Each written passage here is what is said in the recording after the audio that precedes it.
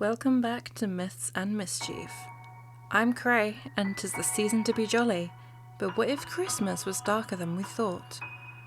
Join us today as we explore the dark past of the one and the only Father Christmas. Please be advised that this video contains references to dark subjects such as death and cannibalism.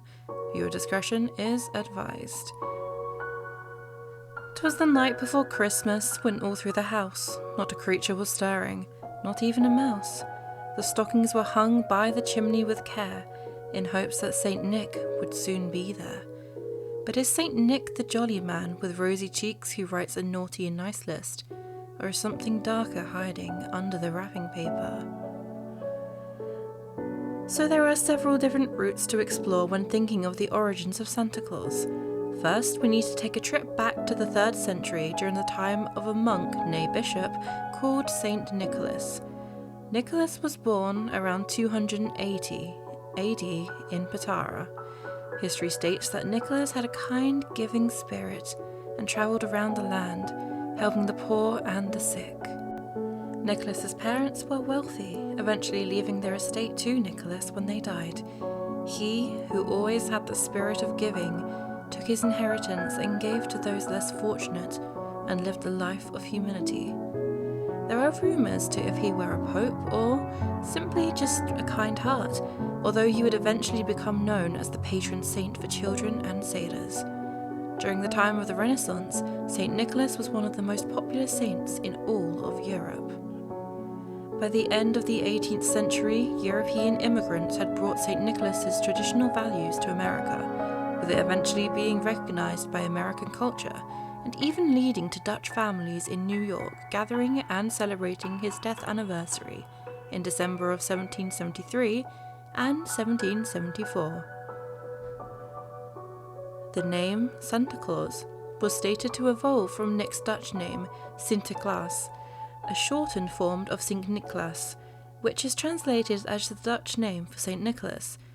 Slight side note, does this sound like Niklaus from the originals to anyone else at all? No? Just me? Okay, back to the programme.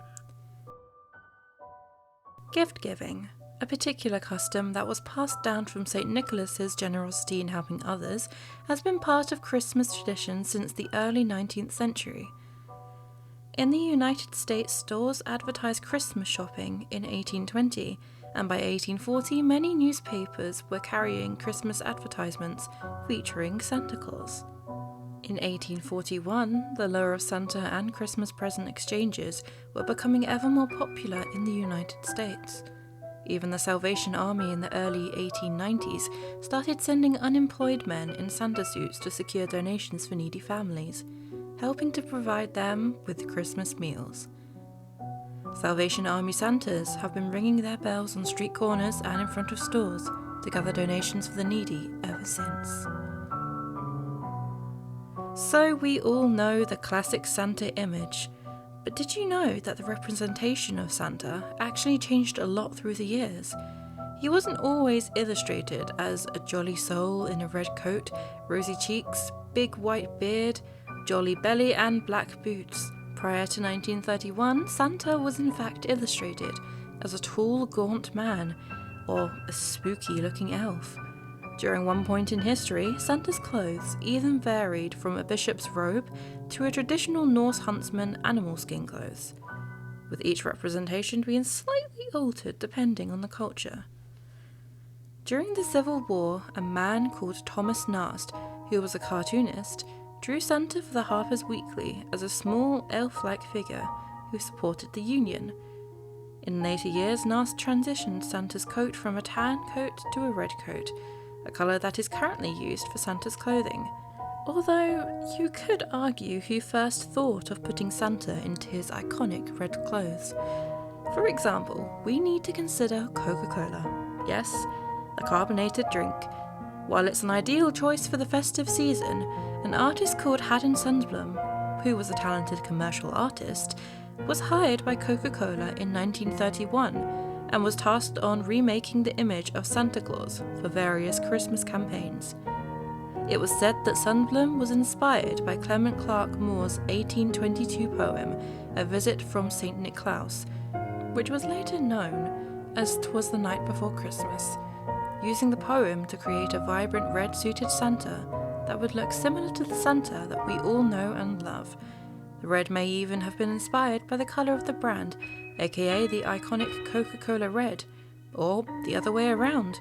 Maybe Coca-Cola changed their logo to suit the Santa. But there isn't a definitive way to work out who first thought of this idea. But this wasn't supposed to be a video about the nice, happy side. This is a video about the dark origins of Santa Claus. So just hang in there. Now we've established one of the most creditable origin stories, it's time to head into something just a bit darker. Saint Nick and the French cannibal, La Perfutade. So, now that everyone knows the story of St. Nicholas, we need to travel back in time once again to a French butcher, or, according to a 1150 AD version, an innkeeper, who some say had a devilish fancy for human flesh. So here's the situation. A village full of famine, and protein was a must in order for the people to survive. It is said that one day, 3 young boys were lured into the assuming butcher's shop, where the butcher and his wife lay in waiting, prepared to commit the ultimate crime. Now, instead of the Christmas joy that these boys were most likely expecting from their trip to the butcher's, they instead discovered why you should always be aware of strangers. The butcher has been depicted as killing the 3 boys, chopping them up and salting them thoroughly before placing them inside a pickling tub. The plan being to pass the children off as ham or sausage or various other meats, but not before having a few bites of his conquest himself. Fortunately for the boys, Saint Nick showed up at the butcher's at that exact moment, and after being offered a delicious piece of meat from the pickling barrels, Saint Nick instead comes to the children's aid, just in the nick of time. Resurrecting the boys and taking the deranged butcher into his custody, eventually returning the boys to their worried parents. The butcher, now having been caught by Saint Nicholas, repents his actions, eventually serving the saint for all eternity, with him eventually also becoming known as La Perfutade. I just love saying that. And becoming responsible to dispense whippings to those who have misbehaved.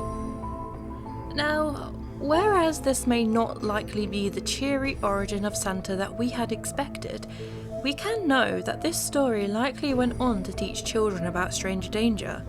I mean, if being pickled by a butcher isn't a lesson learnt, then it's a hopeless case. Now, if we are talking about dark and evil sidekicks, then of course we need to have a memorable mention for the one and only Krampus. Every coin needs its other side, and for Santa, his opposite would be Krampus. Deep in the snowy mountains of Austria, a fearsome creature with devil horns and gnashing teeth roams, terrorizing the children who have been bad and need to be taught a lesson. Rumoured to be depicted with long pointy horns, a furry mane, and terrifyingly frightening teeth, Krampus steals naughty children, placing them in his sack and beating them with birch swatches. But where did Krampus come from? The origin of Krampus himself is unclear, with folklorists predicting pre-Christian origins and other with different theories entirely.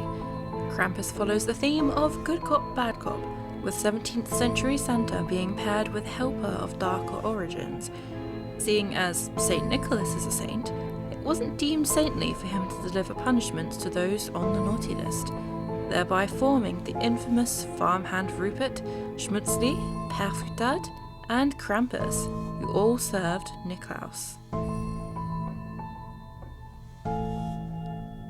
Although Krampus appears in merry variations throughout history, most share some common physical characteristics. He's hairy, usually brown or black, and has one foot that has horns of a goat. In addition to this, he has long painted tongue, similar to that of a snake, with the snake being represented by evil throughout all mythology. Krampus carries chains, thought to symbolize the binding of the devil by the Christian Church, often thrashing the chains for dramatic effect.